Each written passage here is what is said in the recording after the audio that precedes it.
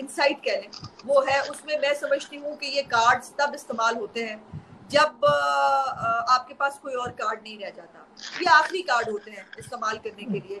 इन्होंने अपना वो चोर डाकू का नैरेटिव बहुत लॉन्च किया, कंटेनर से शुरू किया,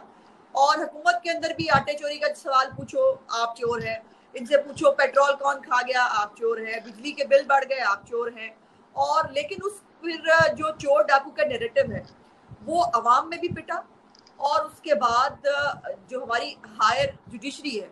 वो हाई कोर्ट्स हो या सुप्रीम कोर्ट्स हो, उन्होंने जो है अपनी जजमेंट्स में लिखा कि पॉलिटिकल इंजीनियरिंग का इदारा है, सियासी मुखालिफिन के मुंह बंद करने के लिए इस्तेमाल किया जाता है, और किसी भी लीडर को जो है,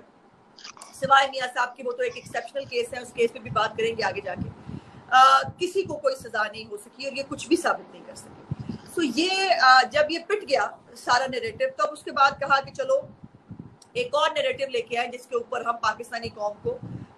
पागल बनाने की कोशिश करें, और ये प्रोपेगेंडा मशीन जो है वो शुरू हो गई। लेकिन मुझे खुशी ये है कि ये अब मुशर्रफ का ज़माना नहीं है, ये अब गारों का ज़माना नहीं है। दुनिया जानती है, लोगों को मालूम है सच क्या है और झूठ क्या है। अगर सियासी